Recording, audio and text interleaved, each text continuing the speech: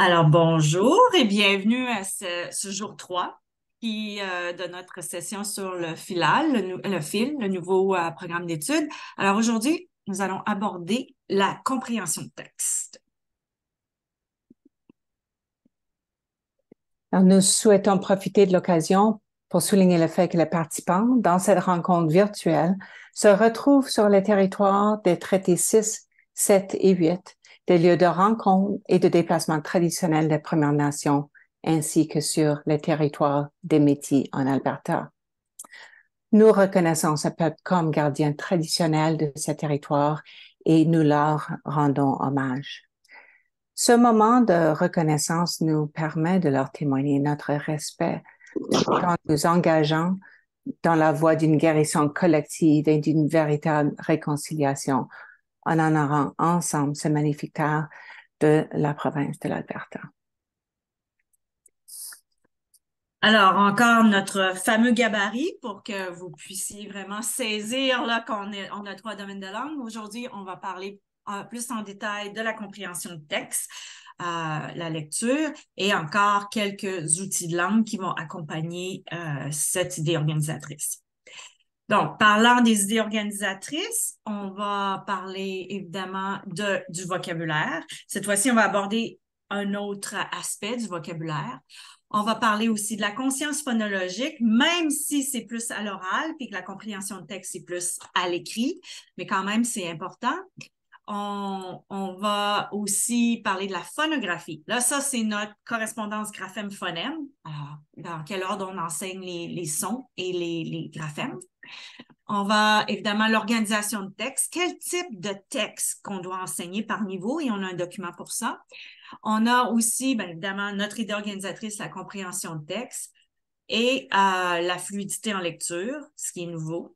Et finalement, la grammaire. Donc, il y a quand même pas mal de choses qui entrent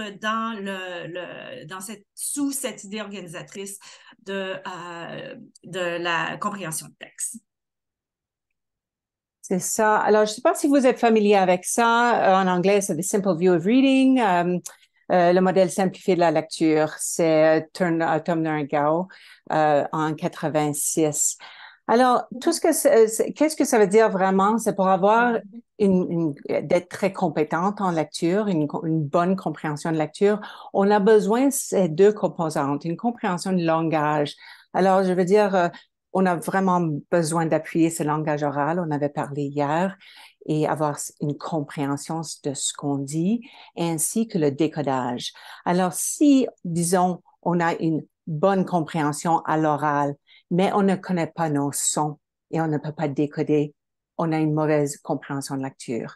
Et si c'est l'inverse, alors que je ne comprends pas la langue à l'oral, mais je connais mes sons, alors qu'est-ce que ça veut dire? Alors peut-être je peux bien décoder, mais je ne sais pas le sens qui va avec. Alors j'aurai une mauvaise compréhension de lecture. Et on voit ça souvent, excuse-moi Marie-Lou, vers la 4e année où nos élèves, il y en a qui vont décoder super bien, mais qui ne seront pas capables de comprendre ce qu'ils lisent. Donc, une fluidité, ils ont tout, puis ils comprennent pas. Donc, c'est souvent un manque de Et compréhension du vocabulaire. nous allons parler plus tantôt, mais on voit ça, le chute, que ce soit en anglais, en français, en espagnol, quoi que ce soit, en 4e année. Là, on voit très souvent aussi en 4e parce qu'on va vers la lecture pour apprendre et on va vers les mots de niveau 2 plus académiques. Et si nos élèves peuvent pas décoder, s'ils ont pas ces sons d'une façon implicite, ils vont pas décoder, ils vont prendre un peu de recul, ils vont pas ça serait moins possible de décoder et de toute façon, à ce point-là, ils n'auront pas la compréhension de lecture. Et on le voit aussi beaucoup avec les mots multisyllabiques. Quand on arrive en 3e année, qu'on a des mots multisyllabiques. C'est Donc, ça. et on va expliquer aussi pourquoi plus en détail. Ouais, plus tard. Ici, c'est le National Reading Panel qui a mis ça ensemble, les 5 piliers de la lecture. Euh, Là, on va passer à travers notre nouveau programme d'études est très explicite à travers ces 5 étapes, ainsi que la compréhension de lecture, mais aussi être capable de l'écrire. Quand on pense à disons, la, la, euh, euh, la structure littéraire, c'est vraiment la science, ou la conscience phonologique, excuse, et la phonographie. Et de ce qu'on disait tantôt, la fluidité, on a besoin de ça, mais c'est pas juste d'être fluide tant que vitesse, c'est vraiment d'être confortable avec les sons et tout ça. Et c'est là la fluidité, vocabulaire et compréhension qui commence à avoir ce chute en quatrième, cinquième année si on n'a pas cette conscience phonologique bien en place. Et ici, c'est vraiment pour vous. C'est pas qu'on a une habilité qui va avant l'autre, mais c'est vraiment cette définition. Je trouve que d'avoir des définitions, un vocabulaire en commun, c'est super important. Alors ici, conscience phonémique, c'est de remarquer, réfléchir, travailler avec des phonèmes. On a discuté ça un peu hier.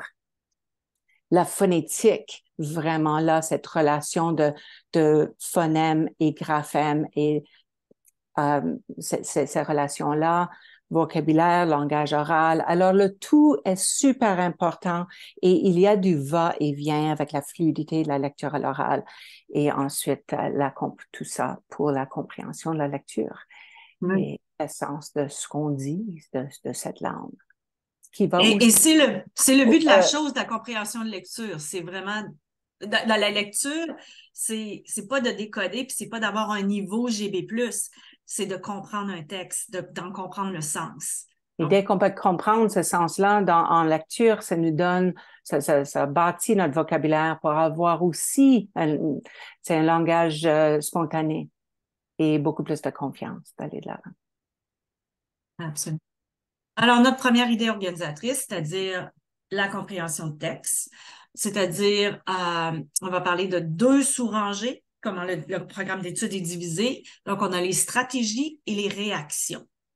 Okay? Donc, quand on parle de stratégie ici, on voit que ça commence à la maternelle. On apprend à lire, à montrer une couverture, la page, les lettres. C'est quoi une lettre? C'est quoi le début, la fin d'un livre?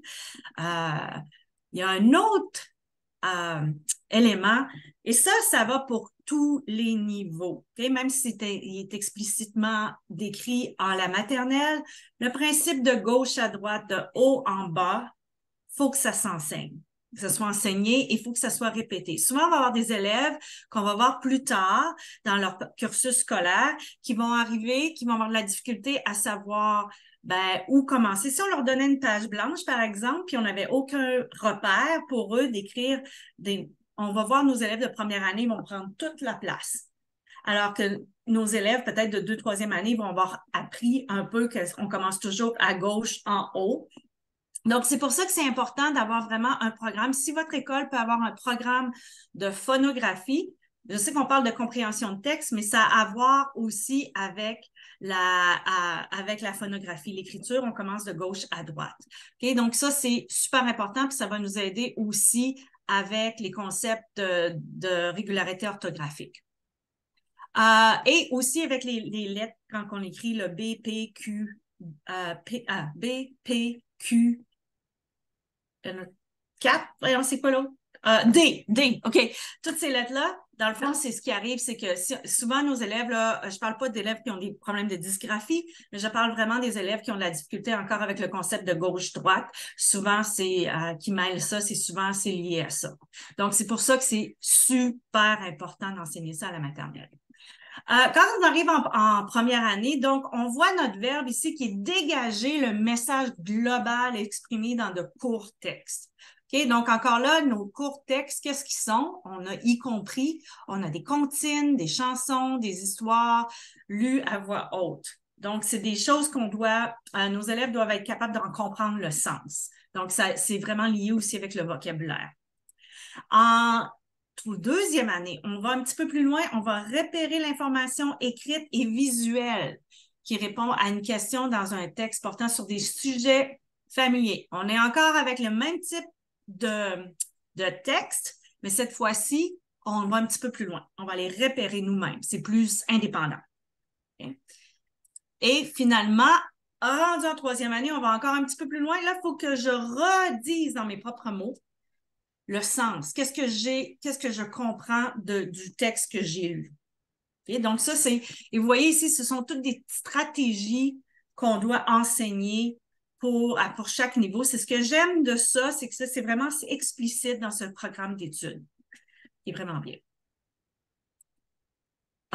Voilà. Alors, c'est encore là, quand on parle, là, on fait vraiment l'emphase, vous allez nous entendre beaucoup parler de l'oral à l'écrit.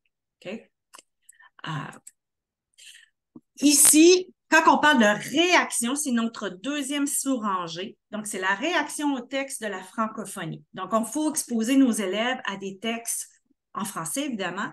Et c'est vraiment en lien aussi avec la communication orale, excusez-moi, parce que on voit qu'ici, c'est réagir à divers textes partagés à haute voix. Mais comment je vais réagir? Probablement, ça va être soit en discutant, on peut faire des dessins, mais ça va être dans ma traduction écrite, mais au départ, c'est vraiment plus à l'oral que ça va se faire. La même chose, on voit ici réagir, il est dans les premières années maternelles, alors que en deuxième année, on va démontrer une ouverture d'esprit. C'est sûr que c'est difficile à quantifier là, et à vraiment observer qu'est-ce qui fait en sorte qu'on a une ouverture d'esprit, là, mais quand même, faut les exposer à ce genre de texte-là. Et en troisième année, vous voyez le verbe verbaliser, donc je dois aussi parler, okay, le verbatim, et de parler. Donc, c'est vraiment en lien avec la communication orale. Et là, oh, oui. Oui, vas-y, vas-y. là, on rentre dans, oui, l'organisation des textes. Alors, c'est vraiment comme ça se dit, un outil ou ressource qui va en dessous de ce domaine qu'Élise vient d'expliquer de compréhension de texte. Alors, il y a les deux sous-rangées de caractéristiques et structures. Alors, ici, on va peut-être rentrer là-dedans. Non, attends un petit peu, je pensais que je les avais sortis. Ah oui, je les ai sortis. Ça, c'est OK. ceux. Voilà. Alors, je cherche un peu plus grand pour moi. Alors, Ah ben, je le fais plus grand. voilà. Alors, si on regarde ici, on a nos, ben, peut-être on aurait dû montrer l'autre juste pour montrer comment c'est divisé. Lequel, l'autre? Alors là, on va vers la prochaine Celui-là? diapositive. Oui, voilà. Alors, juste à montrer comment c'est littéraire et courant. Et on avait discuté ça hier aussi. Alors là, c'est divisé selon votre année scolaire et qu'est-ce qu'on vise, qu'est-ce qu'on doit enseigner selon le programme d'études. Alors, si on voit en troisième, quatrième année, on ne doit pas forcément aller. Alors, pour reculer, littéraire, c'est, disons, fiction. Et ensuite, courant, c'est informatif avant, on avait. Et maintenant, c'est courant. Alors, on voit ce qu'on vise, mais peut-être explicatif et argumentatif. Ça ne veut pas dire qu'on ne peut pas aborder, on ne peut pas montrer, mais on ne va pas forcément passer dans la structure de tout ça avec nos élèves. C'est pas requis à travers notre curriculum, mais descriptif, oui. Alors, vous allez choisir vos textes selon ce qu'il y a dans le programme d'études. Alors, c'est ça. Ouais. Oui, allez-y. Non, mais c'est ça. Ici, c'est beaucoup plus détaillé. Ça, c'est un document que vous avez accès sur le site de ARPDC et qui va vous donner, c'est tiré du programme d'études et ça vous dit exactement quel quel type de texte que vous devez enseigner. Okay? Voilà. Et demain, on va vous montrer une note ça, c'est intégré dans la progression ou dans la planification. Et on a déterminé aussi, parce qu'il y en a que c'est à l'écrit et à la lecture. Ici, donc, c'est tout à la lecture, il faut l'enseigner. Alors qu'à l'écrit, c'est certain qu'on ne fera pas écrire un mini-roman à nos élèves en troisième année. Là. Donc, c'est juste pour faire le point ici. Ouais. Alors, oui. Alors, il y a ça et il y a l'autre, alors que tu étais dessus. Et Celui-là? voilà encore. Alors, on voit les textes, lus, vus, entendus. Et ensuite, ça va vers... alors, ça, c'est littéraire. Attends. Est-ce qu'on est dans... Non, ça, oui. c'est texte courant. Ouais. Ouais, courant. Alors, on a descriptif. Vous voyez là. Et ensuite, en cinquième, on voit explicatif. Alors, c'est un autre format que je trouve est très bien aussi. Parce que nous avons des apprenants. Oui, on a la même chose aussi qui est Ça fait ici pour différemment. les textes littéraires. Exact. Alors, vous allez OK. trouver ça sur le site ARPDC, qui est attaché à ce PowerPoint aussi. Et un petit point ici, que les textes peuvent être numériques et non numériques et peuvent être lus, vus et entendus. OK? Donc, un texte, c'est pas seulement à l'écrit. C'est une vidéo, c'est une chanson. Ouais, Ouais, voilà. c'est ça. OK. Donc, on a vu celui-là. Voilà. Alors, Alors, des exemples.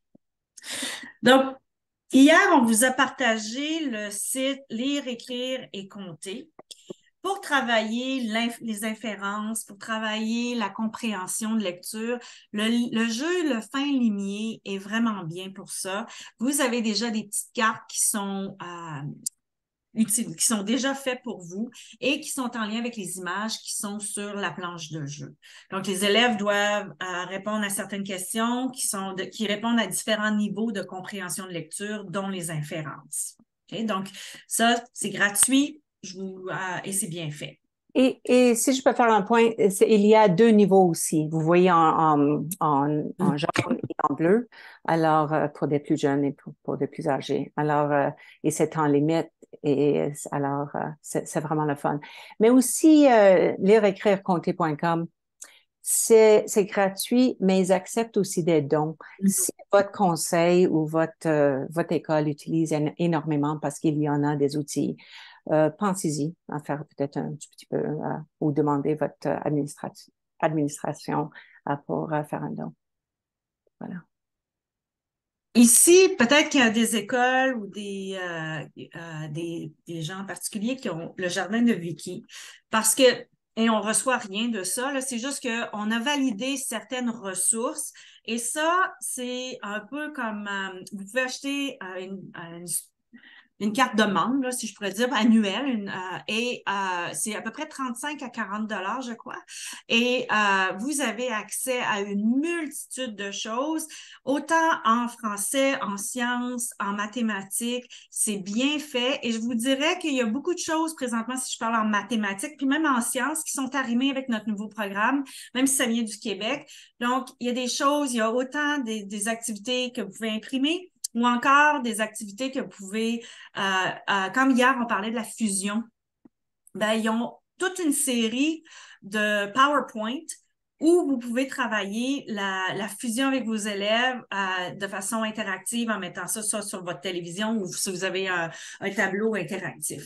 Donc, c'est déjà tout fait.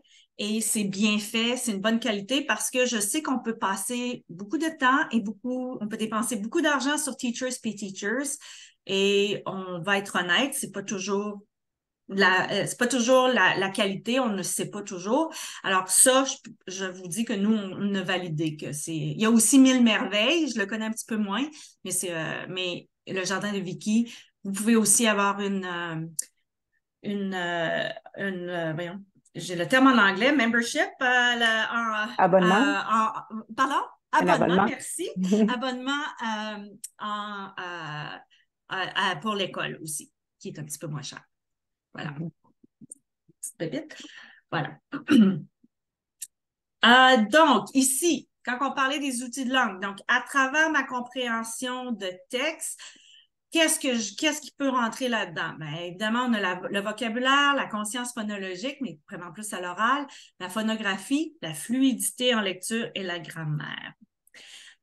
Donc, si on va ici, alors peut-être... Oui, alors c'est ça. Alors, vous voyez notre cerveau, à nous tous, c'est en arrière de c'est la place au début qu'on est le cerveau reptilien.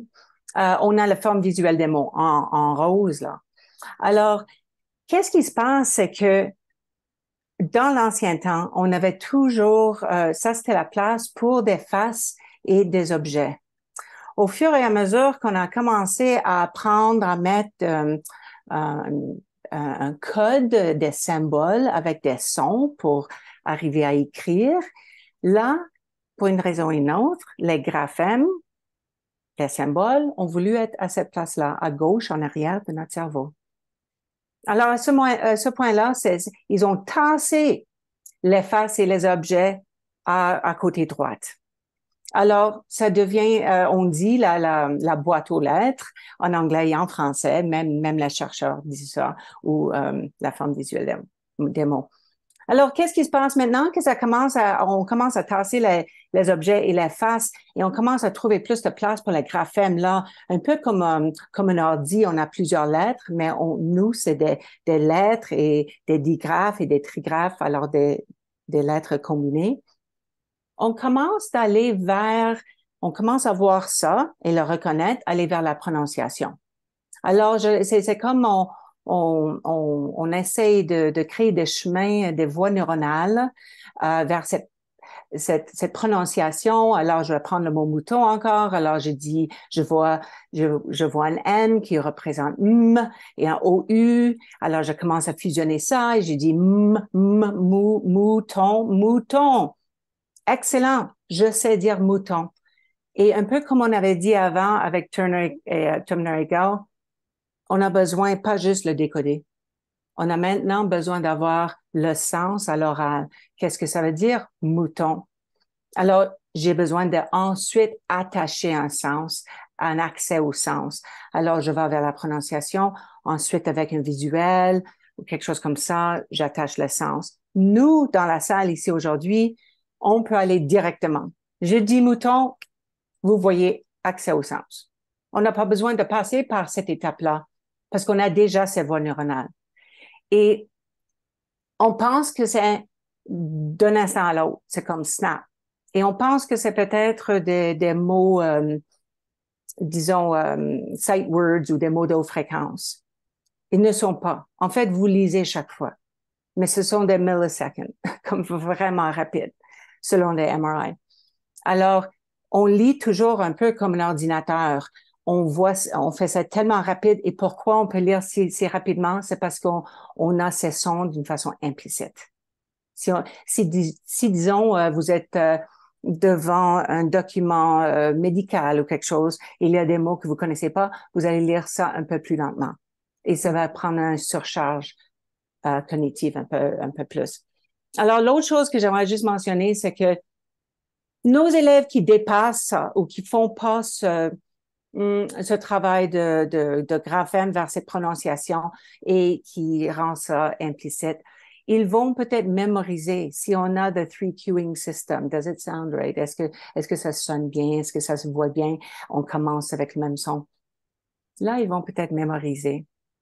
Là, ces mots de vocabulaire vont côté droite. Alors, c'est qu'ils n'auront pas la capacité de stocker dans leur lexique orthographique autant ils seront pas capables de bâtir autant de mots de vocabulaire à droite, parce que c'est mémorisé. À gauche, c'est un lexique orthographique qui est quasiment infini. C'est beaucoup plus flexible. Comme un ordinateur. Excusez, j'allais juste faire un autre point.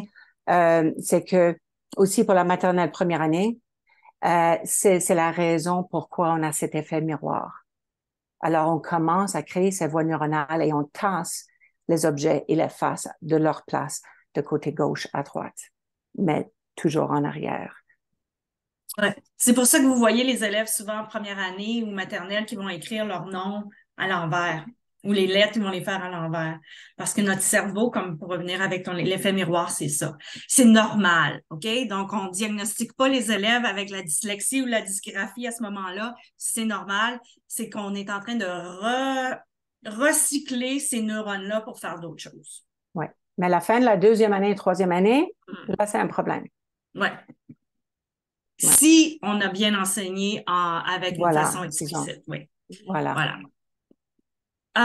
Donc, ici, on a choisi le terme les trois sœurs. Je ne sais pas si pour faire un lien aussi avec les Premières Nations. Je ne sais pas si vous connaissez les trois sœurs. C'était parce que surtout dans l'Est, c'était les haricots, le maïs et les courges. Donc, quand dans votre jardin, je fais un petit cours de botanique. Dans votre jardin, si vous faites pousser les trois ensemble, ils vont très bien ensemble. Elles se nourrissent ensemble. Donc, c'est le concept quand on parle des Premières Nations, que le cycle de la vie et que tout est interrelié, c'est un peu ça. La même chose quand on fait du décodage à l'expansion du vocabulaire. Donc, en premier, on a parlé hier, il faut que je connaisse mes sons. OK? Donc, je dois savoir, puis je dois savoir c'est quoi une phrase aussi, parce que si j'ai aucune idée, ça va affecter aussi la façon dont je vais lire. Est-ce que je vais savoir où est-ce que je dois arrêter? Ensuite, il y a ma phonographie. Alors, comment écrire? Quel est, quand on a parlé du cerveau, où est-ce que c'est? Est-ce que je suis capable de mettre ça dans mon cerveau que IN fait le son 1? OK? Donc, puis ça, un petit mot là-dessus, là. Quand on commence à ajouter des graphèmes, et la même chose quand on va commencer à enseigner à partir de la troisième année en anglais, c'est normal qu'il va y avoir un recul et que nos élèves vont être mêlés. C'est normal.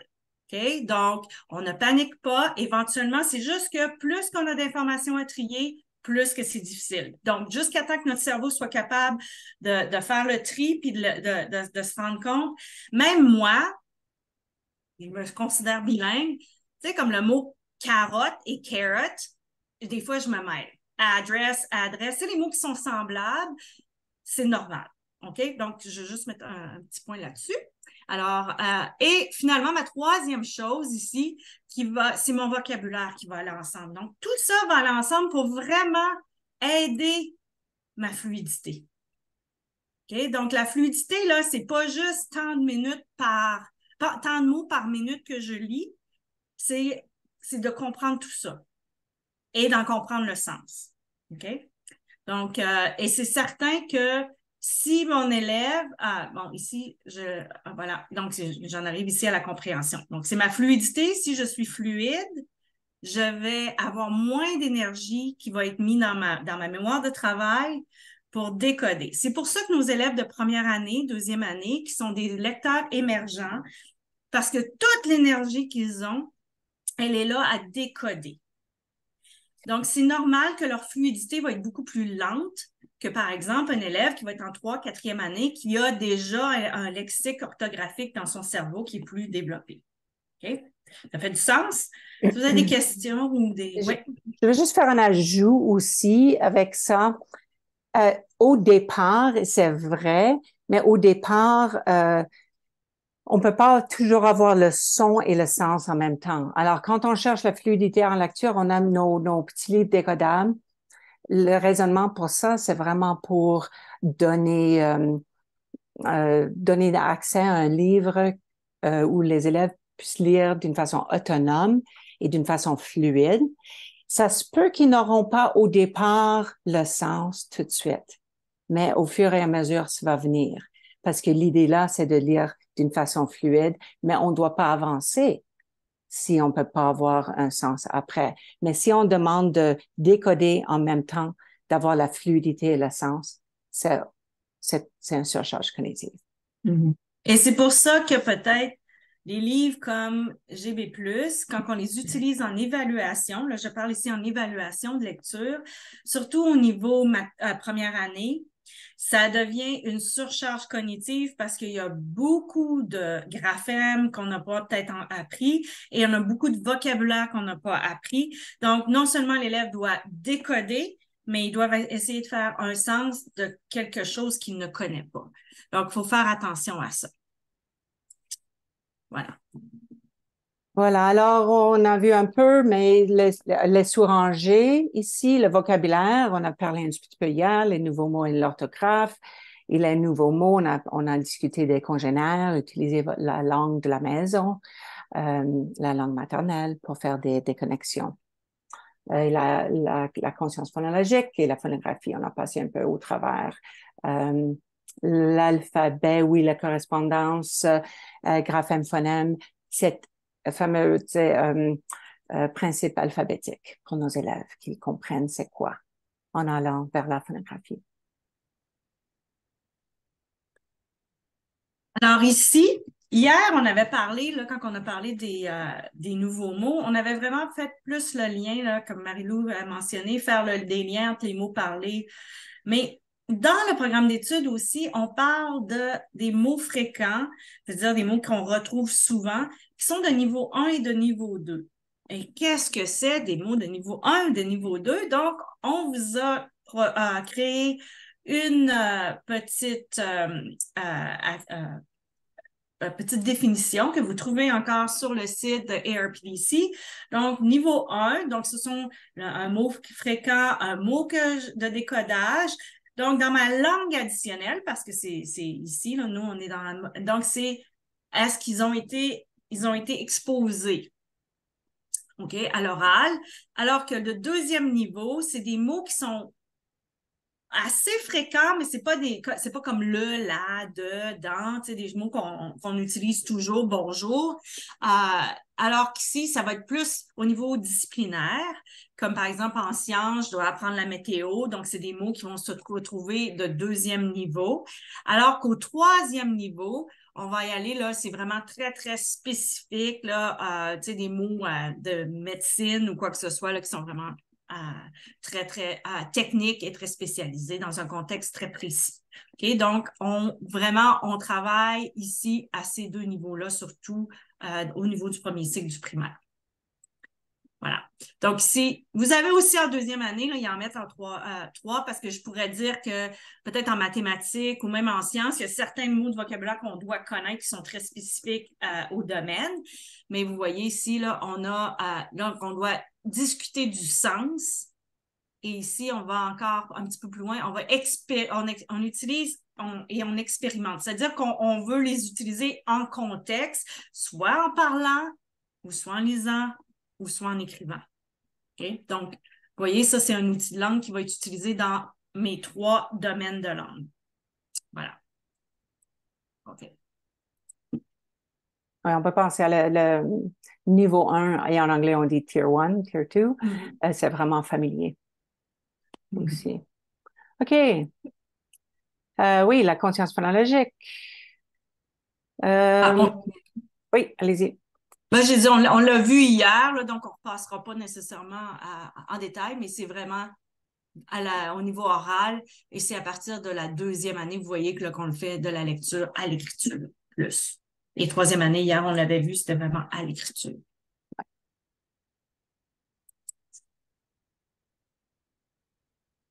Voilà, la même chose, manipulation de phonèmes, la même chose. On va faire le point dans le cas où il y a du monde qui n'ont pas été ici hier, que troisième année, oui, on en travaille, oui. D'une façon explicite, dépendant de vos cas, de votre contexte, mais ça se trouve, on a dit à travers peut-être la grammaire ou à travers le vocabulaire, mais c'est vraiment... si nos élèves en troisième année n'ont pas ces sons de façon implicite encore, il va falloir travailler la conscience phonologique. C'est tout. Et on sait que même en 5e année, je rencontre des profs qui ont besoin de travailler ça. Et on peut aussi faire ça à travers genre un PowerPoint avec des graphèmes sur un PowerPoint et juste passer au travers. Est-ce que mes élèves savent comment dire ça? Ça, c'est plus la lecture ou à répéter, cacher ça. Les élèves doivent répéter et peut-être l'écrire. Oui. Je peux, parlant de la lecture, je sais qu'on doit faire cette année, les 2 dernières années, le CC3 et le LEMS. Là, donc, il est bien, mais le problème avec ça, c'est qu'on arrête à un certain niveau. Parce que une fois que les élèves ont plus que 5 erreurs, on arrête. Je vous suggère, et on vous a présenté hier AlphaGraph, ils en ont un avec tous les graphèmes et tous les phonèmes. Donc, vous pouvez les imprimer parce que, donc là, ça va vous donner surtout là, je parle pour 2e, 3e année, là, pour que vous ayez une meilleure vue d'ensemble de tous les sons qu'ils connaissent. Parce que ceux du gouvernement, je trouve qu'ils limitent un peu, là. Si on peut pas savoir tous les sons. Et aussi, quand on travaille ces sons, on va pas rentrer en détail là, mais vraiment de travailler la bouche. Où est la langue dans la bouche? Est-ce que ça touche aux dents? Est-ce que ça ne touche pas? Ça peut énormément aider les élèves quand on demande où est ta langue dans ta bouche? Ou travaille avec un miroir? Choses comme ça. Comme par Oui. exemple, on va peut-être faire avec le son. On va essayer de distinguer le son U et le son OU. Alors, je vous invite à le faire vous-même. Et si vous pouvez me dire la différence, vous pouvez l'écrire dans le chat si vous voulez. Euh, Où est la langue quand je fais le son U comparativement au son OU? Hmm.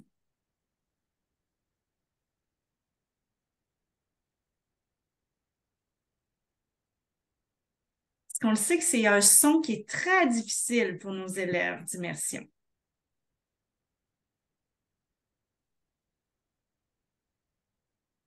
Est-ce qu'il y a une différence qui veulent exprimer à travers le microphone ou dans le chat? Est-ce que votre langue touche vos dents? Oui ou non? Quel Et sens? si oui, pour quel son?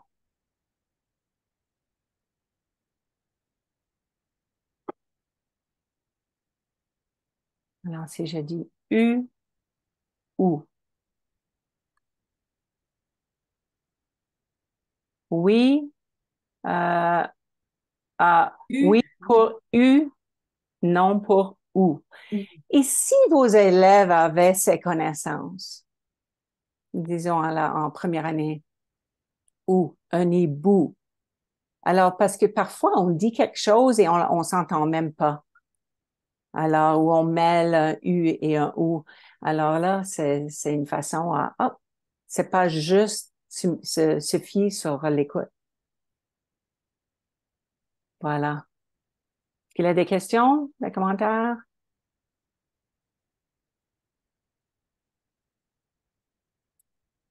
OK. Un groupe tranquille. Voilà. Bon, on va continuer. Alors, on avait, je vais juste lire ça parce qu'on avait aussi mentionné ça hier, juste en passant. Si les enfants savent parler, ils peuvent fusionner les sons pour former des mots. S'ils ne parviennent pas à fusionner lorsqu'ils apprennent à lire, c'est probablement parce que, pour une raison ou une autre, ils ont besoin de beaucoup plus de pratique pour relier ces graphies ou graphèmes au son. Alors, parce que d'une façon, ils font ça de façon naturelle. On peut dire, disons, ils savent dire bébé très tôt, au papa. Mais si je ne peux pas mettre a, a ensemble ou même deux syllabes, pas ensemble et fusionner ça, ça veut dire que là, on a besoin de pratique et on peut travailler avec des élastiques. Il y a plein de façons à faire et relier ça du côté physique, un peu comme on fait avec des gestes. Alors, on trouve que segmenter est super important, mais fusionner, c'est aussi. Et là, on va pas passer du temps ici. Vous auriez ça. On va passer un tout petit peu de temps, vous, ensemble. On va vous mettre dans un breakout pour 5 minutes maximum. Et c'est juste vous pouvez prendre une photo. Je ne sais pas si vous voyez ça maintenant, si les choses ont changé quand vous êtes dans le breakout room.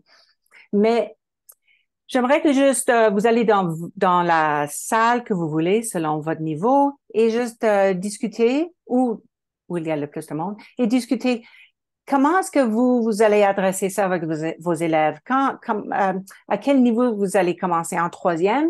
Est-ce que ça vaut la peine d'isoler? Est-ce que c'est quelque chose que vous trouvez depuis l'année passée? On a eu des difficultés. Alors, c'est juste la chance de peut-être prendre un mot ensemble et passer à travers la liste et aussi à discuter avec l'importance et est-ce que vous en faites en classe. Alors là, je vous mets en breakout room pour 5 minutes. Et s'il n'y a personne dans votre salle, revenez, on peut vous mettre dans une autre salle. On ne doit pas forcément être, en fait, juste aller où il y a le plus de monde.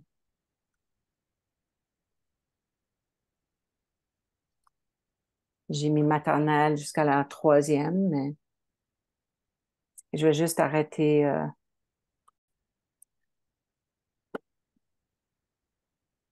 OK. Alors ici, on Oh, a... oui, ça va? oh oui, excuse-moi. Continue. OK. Alors, quand on parlait, par exemple, à la maternelle, nos élèves doivent être capables de reconnaître son prénom et celui de ses pairs, de ses... Donc, une petite activité qui peut être faite encore. Ici, on peut prendre des cartes avec la photo de l'élève et avec le nom de l'élève. Donc, au début de l'année, c'est plus facile pour nos élèves de vont se fier. OK, là, je fais pas de la balance literacy, là, mais c'est quand même, on le sait que nos élèves, au départ, c'est ce qu'ils vont faire. C'est qu'on ne reste pas là. Éventuellement, ils vont être capables de le reconnaître sans la photo. C'est juste pour aider au départ. Ensuite, moi, ce que je faisais dans ma classe, les élèves avaient les noms étaient sur la table, donc ils devaient piger leur nom et montrer et le mettre au tableau pour signifier qu'ils étaient présents. Okay, je sais qu'il y en a qui utilisent des petits si vous avez un tableau blanc, là, des aimants là, que vous pouvez faire aussi. Là. Alors, et éventuellement, ben, nos élèves vont être capables de reconnaître celui de leurs amis, surtout. Et donc, c'est une façon de faire qu'on travaille vraiment la phonographie. Est-ce que tu veux parler du Oui. tunnel? Oui. Oui, le tunnel, là, je vais juste prendre cette feuille ici. Alors, disons qu'on a une affiche. Vous avez des grandes affiches en classe. On peut avoir une affiche ou quelque chose, papier de construction d'une couleur et vous allez juste créer une tunnel assez grand pour que on puisse mettre nos mains. Et peut-être on a notre nom un peu comme ça, ou peut-être on a un objet quelconque, un camion. Ça commence avec un camion commence avec le son K et on a un petit jouet de camion. Là, on va passer à travers et au lieu de camion, peut-être on vise le son L au lieu de K. Alors, tout ce qui passe à travers, on commence avec L. Alors, camion. Ensuite, je sors, c'est l'amion. Alors, on travaille ça aussi, c'est nos prénoms, c'est Marilou et ensuite c'est Lalilou. Et les élèves vont rire, ils aiment ça. Alors, c'est vraiment de travailler ces sons, cette conscience phonologique et remplacement, un peu comme substituer qu'on a vu là juste tantôt. Ça, c'est une Vous façon pouvez mettre de la carte qui va la signifier le carte. graphème pour qu'ils puissent faire le lien. C'est un peu la même chose ici. Tu sais, des fois, on a des petits, j'appelle ça des petits fillers, là. On a besoin de 5 minutes pour que nos élèves se placent en ligne. On n'a pas besoin de faire des activités là, pendant des heures et des heures. Là. 5 minutes. Par exemple, aujourd'hui, on travaille le graphème A. Alors, si tu as la lettre, et encore une fois, il faut que nos élèves soient capables de distinguer entre le son et la lettre. Donc, si je dis la lettre A dans ton nom, va te mettre en ligne. OK? C'est certain que si elle s'appelle Julia, ça va être A. Mais si elle s'appelle je vais prendre un nom qui commencerait avec un autre, le A, mais qui ce serait un autre son, c'est pas grave, c'est la lettre, c'est le graphème qu'on cherche ici. OK? Donc, il faut vraiment faire jouer nos élèves avec cette distinction-là entre le son et la lettre. Et Et ça, ça c'est prend cinq encore minutes. c'est un principe alphabétique. Je pousse ce point juste pour que ça soit clair. Oui, Pardon. ouais, non, ça va. Oui. Absolument. Et c'est exactement ça. Alors, et ça se peut qu'on commence le tunnel avec une carte, avec l'objet visuel de l'objet, avec le mot écrit ou notre nom, mais éventuellement, on est familier avec ce vocabulaire-là. On peut prendre des jouets même, des objets même, hein, une poupée, quelque chose comme ça, où on passe et ça devient, on le nomme différemment. Voilà. Euh, et ici, la même chose, c'est quand on parlait à tous les jours. Si vous faites un message du jour, je peux vous montrer ici. On a, moi, je faisais dans ma classe, là, il y avait ici, par exemple, mes élèves, je vais vous montrer plus bon, j'avais le nom des élèves ici et on chantait Bonjour Colton, bonjour. Et nos élèves, comme ça, on reconnaît le nom de mes collègues et je suis capable, on peut regarder aussi s'il y avait je fais le son, la lettre C qui fait le son K. Est-ce qu'on a le son K ici? Est-ce qu'on le voit dans le C? Est-ce qu'il y a une autre lettre qui fait le son K? Alors, tu sais, c'est encore là la discrimination. On veut vraiment toujours comparer, que nos élèves fassent l'effort de comparer parce qu'on ne leur donne pas juste tout cuit dans la bouche. On veut que nos élèves aussi soient capables de faire le processus pour les tenir éveillés puis pour qu'ils fassent les connexions neuronales. OK? Donc ici, on a le son K qui s'écrit de deux façons. La maternelle, là, ils savent ça. Ils sont capables. Ils sont capables. Et donc, si je sais déjà ça, que le son Q s'écrit de plusieurs façons, et il y en a même de vos élèves qui peut-être qui lisent déjà en anglais, ils vont être capables de vous dire, oui, madame, CH fait aussi que, CK fait aussi que. Okay? Ouais. Donc, ça veut dire qu'ils comprennent qu'un son peut s'écrire de différentes façons. Et on peut Voyez? aussi Donc, jouer, on joue à nos exercices à l'oral, on peut aussi être en cercle, le monde avec le son K dans leur nom, debout. Alors, on voit physiquement s'ils sont capables de reconnaître ça aussi. Alors, ouais. ça devient une évaluation formative. Oui, et c'est la même chose. Aussi, on peut faire la même chose quand on demande aux élèves d'aller se placer en ligne pour aller à la récréation ou peu importe. Donc, est-ce que tu as le son? Et là, on va voir. Et c'est drôle. Ce qui est intéressant aussi, vous allez voir vos élèves qui vont dire aux autres, ben oui, tu l'as, toi. Alors, ils vont se le dire. Parce que là, on peut voir ce Johnny qui est perdu un petit peu, qui a besoin d'un petit peu plus de rattrapage, alors que les autres qui sont capables de vraiment différencier et distinguer tous les sons. L'autre chose qu'on peut faire à partir de ça, c'est que, encore là, si je travaille, parce qu'en première et maternelle, on travaille les sons initiales. Maternelle plus maintenant, mais quand même, on va le faire, là. On s'entend, là. Même si c'est pas spécifique dans le programme d'études, on veut le faire quand même. Mais première année, son initial, médial et final. Si, par exemple, je dis, on va faire le son initial, OK? Alors, on va changer, on fait ma substitution. Là, je ferai une ligne ici, puis je mettrai la lettre L. Quel son? Quelle est la lettre qui fait le son L? Le L. Alors, on va changer Colton pour. Donc là, on le voit, on le dit. Là, ils trouvent ça très drôle parce que Lolton. Ici, qu'est-ce que je peux faire? Parce que là, je commence avec une voyelle. Vous voyez, là, je suis en train de travailler ma voyelle consonne, mais dans quelque chose qui se fait très facilement. On pourrait changer le O ou on pourrait l'ajouter avant. Parce que tu te souviens, une consonne, pour que ça sonne, ça y prend toujours une voyelle. Donc, on peut, tu sais, c'est des petites choses comme ça, 2 minutes, mais on répète, répète, répète, répète, puis éventuellement, on va voir que nos élèves vont comprendre ces concepts-là. OK? Ça fait du sens? Voilà. Une autre, quand on parlait de la fusion, qui est super importante, c'est encore une activité, on vous a mis le lien, c'est de réussir sur Teachers Pay Teachers, tout est gratuit. Il y a un tableau de fusion ici pour aider nos élèves à faire vraiment la fusion entre le graphème puis de les mettre ensemble. Donc ça, c'est une activité que vous pouvez imprimer et c'est bien pour que nos élèves puissent être capables de les manipuler. Okay? Parce que ça, c'est une autre chose qui est super importante. C'est la même chose qu'Al Conan. On a mis ça Oui, hier. ouais. Ouais, voilà. Un peu une autre façon. Voilà. Oui, la phonographie, et là, on a vu ça encore, vraiment les sons et les symboles, les sons et les graphèmes, et comment relier ça. Alors, on commence bien sûr à la maternelle avec l'alphabet, comporte des lettres majuscules, minuscules. On va vers, tu sais, la première année, on voit, ben, ici, distinguer. Alors là, distinguer les voyelles et les consonnes. Mais on apprend ça. Vous voyez les connaissances, on apprend ça et ensuite des habiletés. Comment est-ce qu'on va montrer notre compréhension de ce concept-là? Alors, il y a plusieurs façons. On vient de regarder. Mais notre question pour vous, c'est vraiment quelle est la différence entre une voyelle et une consonne et est-ce qu'on enseigne ça de façon explicite? Je suis super contente de voir ça dans le programme d'études. Maintenant, est-ce qu'il y a quelqu'un qui Une aimerait bonne erreur, excusez-moi. dans le chat, si ça Non, vous... bon, OK. Oh, Là, c'est moi, j'avais vu une erreur.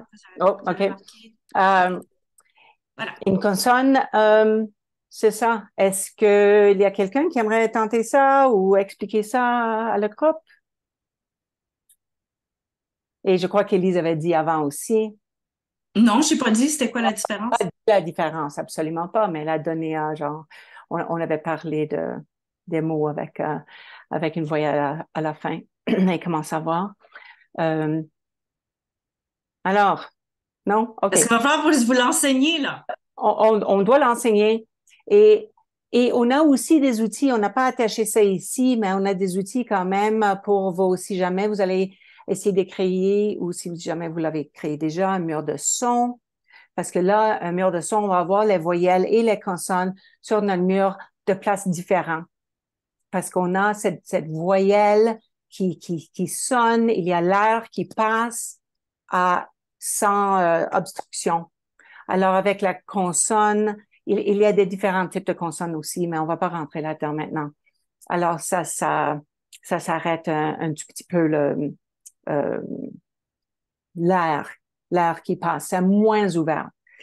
Euh, Ce que j'avais dit que tu avais dit avant, est-ce que euh, c'est que c'est la voyelle qui fait sonner notre consonne à la fin. Alors, c'est pour ça qu'on commence, disons, à, à écrire le mot grande dans le curriculum avant grand parce qu'on entend qu'il y a un D. Alors, un DE, grande, est plus facile pour nos élèves que de commencer avec le mot grand parce que c'est muet et ça ne sonne pas. Alors, maintenant, après ça, grande, on peut associer le muet. C'est ça. Alors, Ouais. ici, on voit combien de phonèmes en français côté international, plus ou moins. Est-ce qu'il y a quelqu'un qui veut nous dire, Ou écrire dans le chat. écrire dans le chat? On l'a dit hier. Yay! Oui, 36 devant vous. Et parfois, j'aurais dit 37 en France et 38, mais du côté international, l'alphabet phonétique international, il y a 36 là.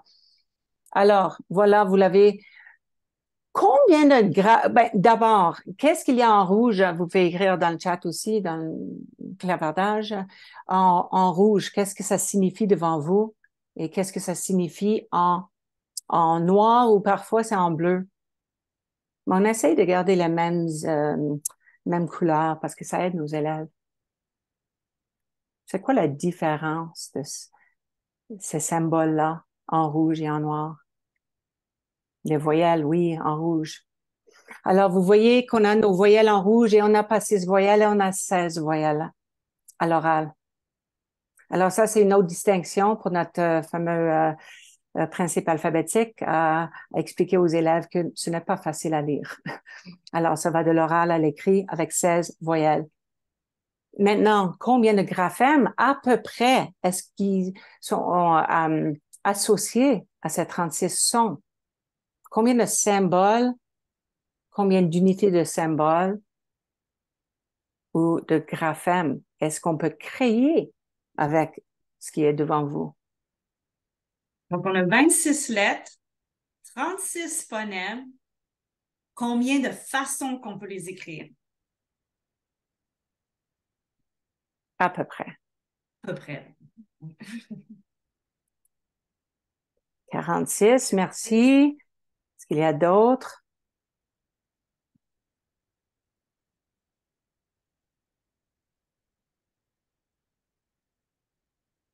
Avant qu'on réponde, on va juste regarder deuxième rangée, deuxième colonne. Un, Oh, brun, avec le petit squiggly au-dessus, par-dessus. Alors, un. Combien de façons est-ce qu'on peut, à peu près, ou exactement, écrire un? Est-ce qu'il y a d'autres que IN?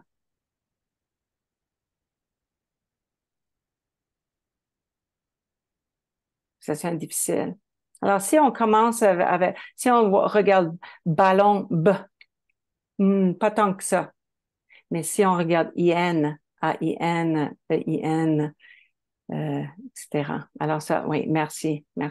Alors, au-dessus de 140 graphèmes pour nos élèves à apprendre. C'est pas mal. mhm. Alors, et en anglais, à peu près combien de sons, combien de phonèmes? C'est juste à savoir. Quelqu'un qui a fait wow. Oui. Donc, c'est pour ça que c'est compliqué apprendre à écrire. OK? Oui. Et à lire. Et à lire. Combien en anglais? Compliqué. Parce qu'on a des élèves qui arrivent sachant lire en anglais et parfois c'est un peu mêlant. Il y a des choses on peut transférer de l'anglais, c'est sûr, mais il y a d'autres choses comme U et OU qu'on ne peut pas transférer. Alors, il y a 44 sons et au-dessus de 250 graphèmes. Voilà, Donc, ça nos c'est élèves en maternelle, pas maternelle, en immersion, qui doivent apprendre deux langues, à l'écrit et à la lecture, à l'écriture et lecture, qui sont ce qu'on appelle opaques. C'est pas Mhm. clair. Un son peut être écrit de différentes façons. Alors que si on regarde souvent on compare notre système d'éducation à celui de la Finlande, par exemple. Mais ce qu'on ne sait pas, ou qu'on oublie, je devrais dire, c'est que le finlandais, je pense qu'on dit, finnois, ou je me souviens plus, finnois ou le finlandais, Oui. la langue, elle est écrite au son. Alors, nos élèves passent pas, à partir de la deuxième année, là, eux autres, ils écrivent des textes. Nous, on est encore en train de comprendre comprendre le code, comment le lire, comment l'écrire, comprendre les règles orthographiques, comprendre la morphologie. C'est compliqué. Alors, c'est pour ça que quand demain, on va parler de la production de texte, vous allez voir, c'est complexe, là, des fois, on pense, ben, écris-moi une histoire. Hey, il y a beaucoup de choses qui rentrent là-dedans. Mais OK? je veux juste dire, la règle orthographique, c'est plus clair en français. Il y a plus de consistance en français qu'en anglais. Alors, si jamais vous avez des élèves en difficulté et on pense de les envoyer en anglais, pensez-y encore parce que, en fait, anglais est d'une façon beaucoup plus difficile. So, ils vont y arriver. Bon, Ouais. on doit avancer parce qu'on Oui. a, oui, Oui. 20 minutes. Alors, ici, juste pour vous dire qu'on a parlé de la phonographie. Alors, on a vraiment ce qu'on veut, c'est que nos élèves soient capables en maternelle d'associer l'alphabet, les lettres, avec les sons. Et ici, quand on regarde ce qui est bien avec le programme d'études, on a vraiment, c'est spécifique. Donc, les connaissances, quand on va y compris, donc vous devez enseigner ces graphèmes là et ces sons. Alors ici, on vous a mis un document qui est sur le site ARPDC qui fait ça, on a fait que vous démontrer par niveau qu'est-ce que vous devez enseigner. OK? On ne vous donne pas l'ordre là-dessus. On a un autre document qui vous suggère un ordre, je devrais dire. Par exemple, ici, là, on vous montre celui de la maternelle et vous pouvez voir on parle de graphie et de phonèmes et on voit des mots, on a mis aussi des mots-clés qui vont avec. Et tout ça a été déterminé, là, c'est pas tiré comme ça, là, ça a été basé sur des mots qui sont faciles selon les niveaux, là. Il y a un site du Québec aussi, puis il y a plein de documents. Et vous pouvez voir que l'ordre, déjà, on commence avec une voyelle. Ah, pourquoi on met une consonne tout de suite après? Quel concept qu'on a parlé? On fait de la fusion. Donc, l'élève, déjà au début de l'année maternelle, apprend à faire la fusion. Oui. Et Pourquoi? ça, c'est vraiment à travers la recherche, tout ça. C'est pas du n'importe quoi. Et je veux juste faire le point aussi que on espère le changer parce que ça devrait lire phonème, graphie ou graphème ensuite parce que ça va de l'oral à l'écrit. Alors visuellement, ça suit pas ce qu'on dit. Je sachez que on aimerait que ça soit à l'envers. Donc, voilà. Et ici, la même chose qu'on vous a parlé. En rouge, ce sont les voyelles et en bleu, ce sont les consonnes. Et pour chaque niveau, on a comme la progression comme ça. OK? Et on révise, même si je suis rendue en deuxième année et que je devrais savoir tout mon alphabet, vous seriez surpris de savoir que certains élèves, ils ont peut-être des sons et des graphèmes qu'ils n'ont pas encore bien compris, bien possédés. Donc voilà, ça, ce sont des choses qui sont là pour vous. Juste rapidement, ici, ça, c'est pour votre propre lecture de chevet. Ce sont des choses qu'on a mis, des points importants quand on enseigne la lecture explicite, structurée, concept gauche à droite. C'est toutes des choses qui se retrouvent dans le programme d'études qu'on a rajouté et on a mis aussi, Combien de phonèmes, graphèmes on suggère, c'est basé sur la science, qu'on devrait enseigner par semaine, y compris à la maternelle? 2 à 3. Et la raison est ce qu'on veut à faire la fusion le plus rapidement possible. Et aussi, ce qu'on sait, c'est que quand les élèves vont le répéter, vont le retravailler, ils vont être plus en mesure de s'en souvenir. Alors, si je fais une lettre par semaine, par exemple, si vous avez un programme de maternelle à temps partiel, ça va prendre du temps avant que je revienne à cette lettre-là. Okay? Donc, c'est toujours en spirale, on y revient souvent.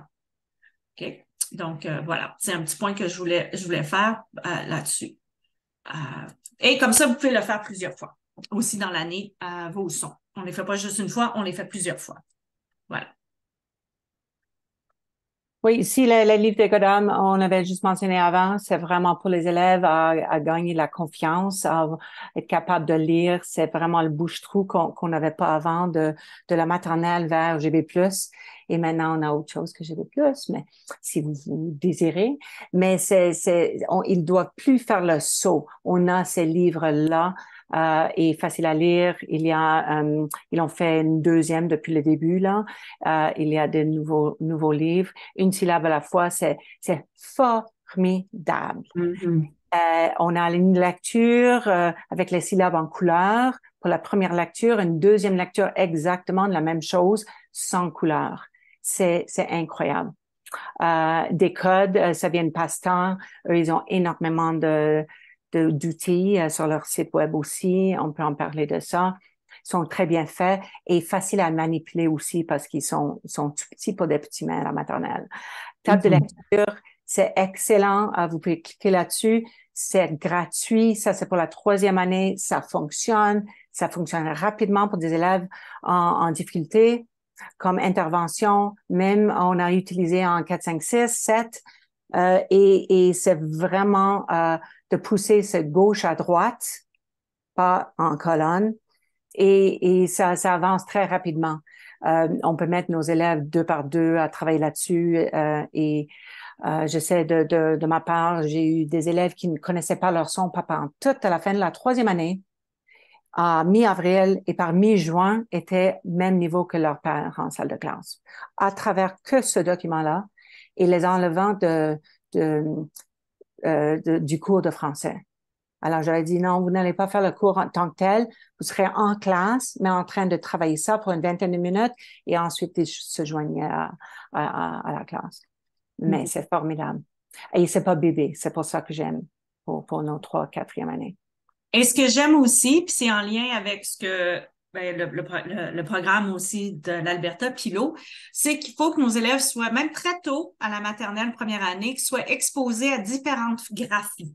Donc, le A, par exemple, ici, il faut que c'est pas que la lettre majuscule. Là, quand je parle d'exposition, c'est à la lecture. Je vous demande pas que vos élèves l'écrivent, qu'ils le voient.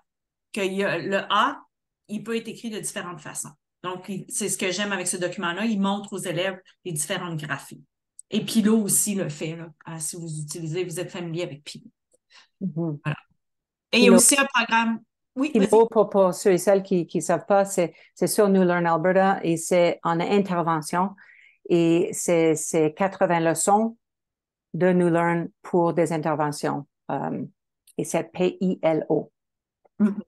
Voilà. Et sur la diapositive précédente, j'ai mis le lien dessus. On a mis le lien là-dessus. Okay. Il y a aussi Mille Merveilles qui a le programme Déclic qui est aussi bien. C'est vraiment, là, on passe de la syllabe, même au départ, c'est juste les lettres, reconnaître les sons. Après ça, on va dans les syllabes. Après ça, la phrase. Et ensuite, on fait des paragraphes. Donc, encore là, c'est travailler le décodage. Okay? C'est spécifique au décodage. Mais ça aide nos élèves, on peut le faire avec plusieurs élèves, puis il y a comme une structure là, qui suit ça. Je trouve qu'on l'a utilisé beaucoup, puis ça marche très bien.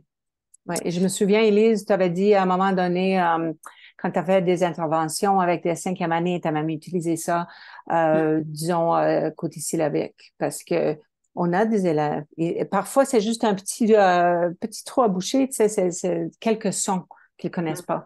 Et on passe au travers. Alors, ça fonctionne très bien pour les plus grands aussi. si Et jamais. aussi, comment c'est fait, juste un petit mot, c'est que la structure syllabique, quand on parle de ça, puis c'est la même chose avec syllabe au son, on passe d'une structure syllabique très simple à une multisyllabique. Parce que c'est souvent là qu'on va voir nos élèves, quand là, on va parler de segmentation, où est-ce que je sépare mon mot quand je le Mhm. lis. Exact. Ah, Et à la fin, c'est des courts textes. Et ces courts textes-là, si les élèves ont bien décodé, c'est à ce point-là qu'on peut dire, OK, maintenant, est-ce qu'on peut aller vers la compréhension? Alors, on peut poser, mais pas forcément les deux. S'ils ont de la difficulté, on ne va pas demander la compréhension en même temps que le son, parce que c'est le son, le sens qui va gagner toujours, toujours. Ils seront mêlés. Alors, si on travaille le son, on travaille que le son. Pas les deux en même temps. Bon, la fluidité. Alors, juste des idées. Bon, là, les élèves sont un peu plus âgés, peut-être troisième année, mais la lecture à haute voix. Alors, on peut demander que nos élèves fassent la lecture à haute voix. Euh, oui, alors, si on parle de encore déclic, il y a 4 fois. Alors, vous allez voir des 4 phrases, disons. On doit lire quand on arrive aux phrases avant les courts textes. On lit ces 4 phrases les 4 fois et ensuite on coche le dé en bas ou l'ourson, je me souviens plus. Mais on lit pas une phrase et ensuite on coche une fois. Deuxième coche. On lit les 4 fois, coche une fois. Les 4 fois, coche 2 fois. Il y a 4 dés à cocher. Alors ça, c'est la répétition qui est super importante. On a parlé un petit peu hier pendant euh, la communication orale. Théâtre de lecture, c'est vraiment très, très bien aussi pour nos élèves parce que ça donne une aisance, parce qu'on arrive vers des stratégies, la confiance, et on peut apprendre que là, on est familier, on n'a pas mémorisé, on est familier, on arrive vers la fin de la phrase et on vise la fin de la phrase, quelques mots, et le début de l'autre phrase, quelques mots. Alors, on se lève la tête et on redescend et on trouve notre place. Alors, c'est vraiment de commencer avec des textes très courts et d'aller plus, pas toute une pièce de théâtre. Et oui, des phrases élastiques, peut-être vous travaillez ça, on ajoute, on ajoute, on ajoute. On a, tu sais, une fleur, une fleur une fleur jaune dans le jardin, une fleur jaune dans le jardin à Calgary, etc. Et on ajoute et on allonge, on rallonge les phrases. Alors ça peut, on est familier encore avec ces mots de vocabulaire et on ajoute et on ajoute et on va travailler aussi les parties d'une phrase, dépendant de notre niveau. Mais il y a plein de choses. Je vais juste mentionner un autre pour la maternelle première année. J'ai monté toute une pièce de théâtre quand j'enseignais la première année, juste à l'oral. Et ça devient fluide parce que c'est ce genre improvisation pratiquée un peu.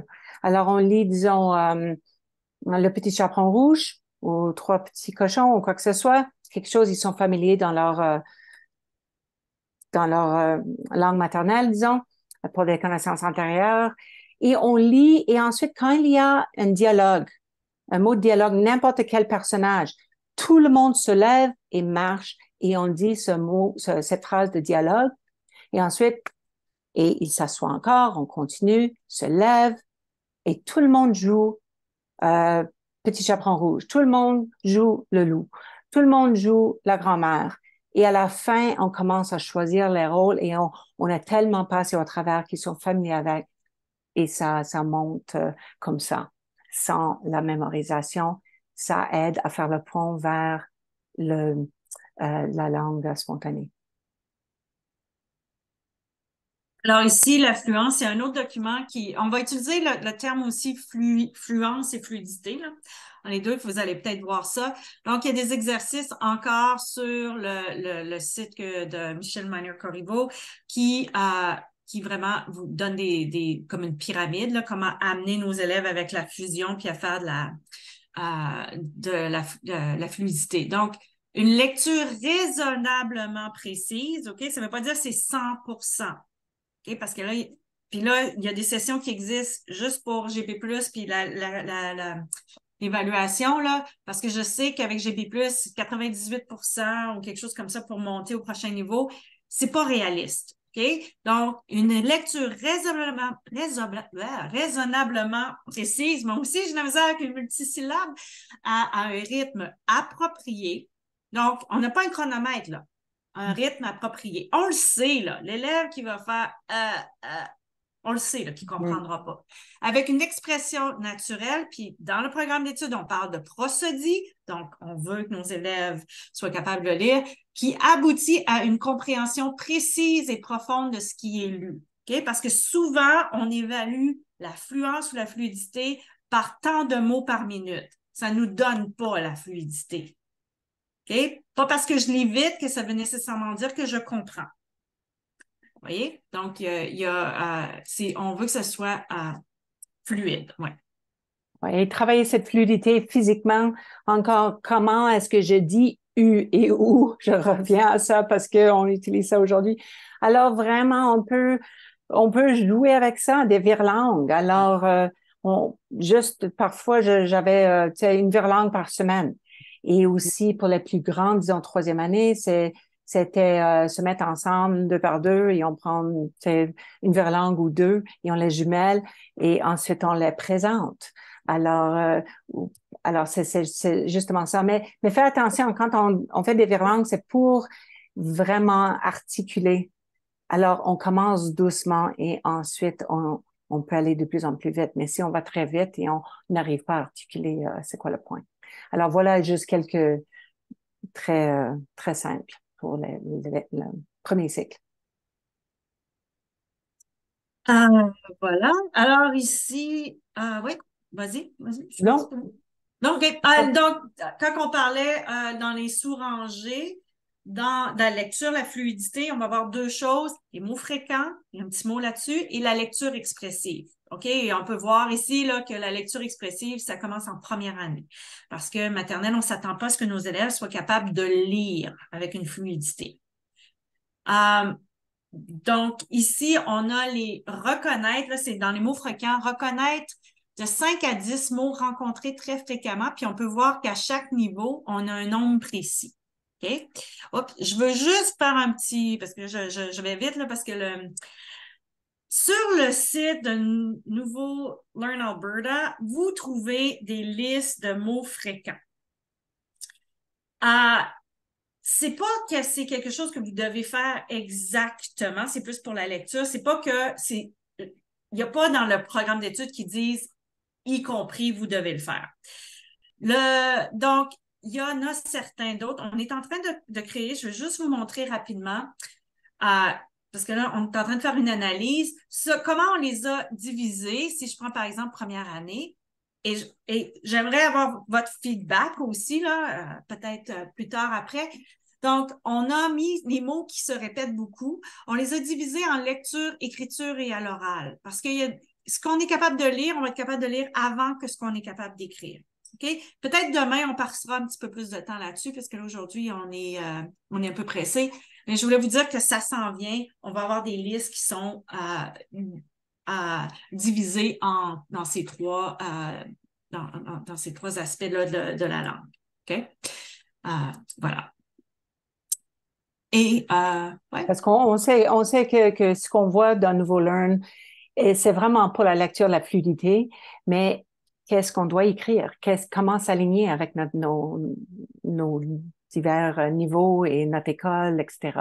Alors, ça, c'est le raisonnement de tout ça. C'est ça. Alors, ouais, vas-y, parce que on a 5 minutes.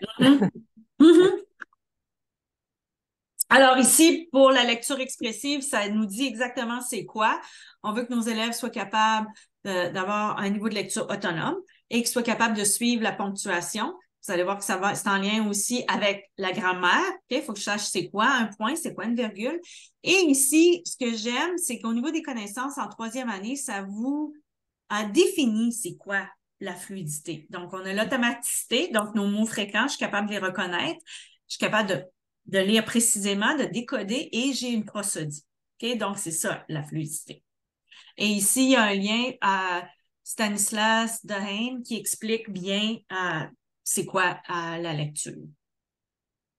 Voilà. Et d'ailleurs, vous allez trouver même en sciences et probablement en mathématiques aussi, sous la rangée connaissances, il y a les définitions des concepts dans le curriculum pour la plupart.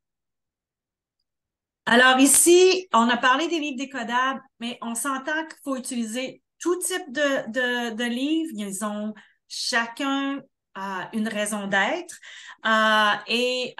Donc, on a parlé des livres décodables ou déchiffrables, c'est les deux termes qu'on utilise. Vous avez GB+, serait plus les livres gradués, qui sont importants aussi, mais si on les utilise, il faut s'assurer, il faut avoir fait notre devoir, s'assurer que nos élèves connaissent peut-être les correspondances graphème-phonème pour qu'ils puissent être capables de le lire. Comme par exemple, en anglais, c'est le livre, parce que c'est des traductions, ça dit I see a frog. Ben, c'est pas la même chose en français quand la traduction est je vois une grenouille. On s'entend que grenouille est beaucoup plus difficile à lire que frog. Ouais. Donc, c'est pas le même niveau, mais on les a mis au même niveau. Okay? Donc, il y a ça, il faut qu'on fasse, nous, comme enseignants, faut faire le travail de voir qu'est-ce qui est là. Et un petit mot sur les albums jeunesse. Marie-Lou le sait, j'ai une dépendance sur l'achat des livres jeunesse.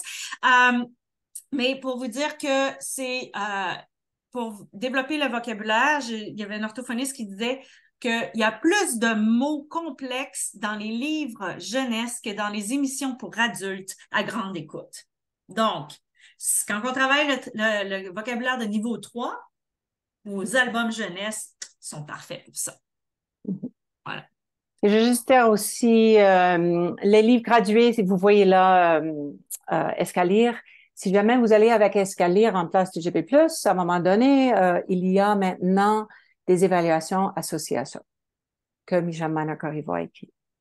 Et qui sont sur le site de Réussir. Voilà. Ouais. Alors là, ouais.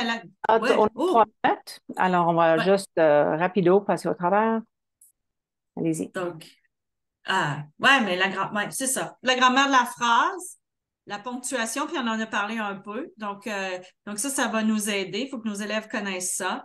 On a parlé hier un petit peu du masculin-féminin, du pluriel. Donc, reconnaître, et il faut qu'ils soient capables de le repérer et l'utiliser. OK? Donc, il y a des choses qui sont très spécifiques.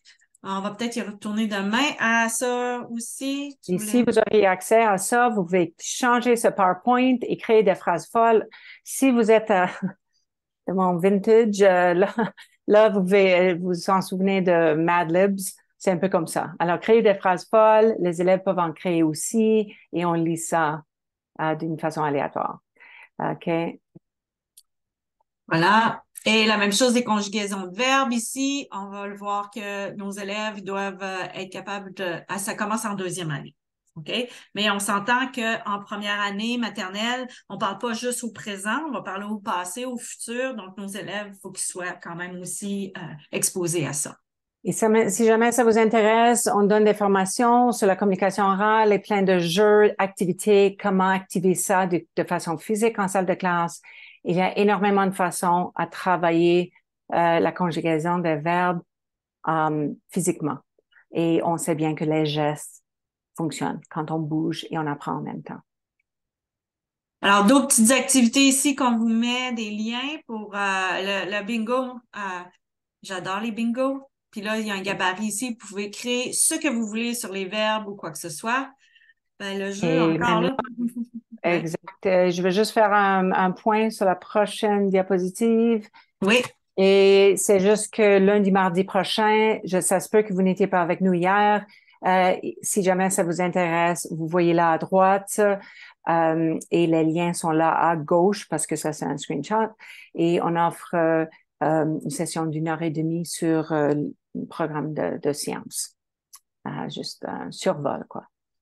Et c'est ça. Alors avec ça, on est là pour quelques minutes. On est à 30 secondes à l'avance et on vous remercie infiniment d'être avec nous et d'avoir resté pour notre session.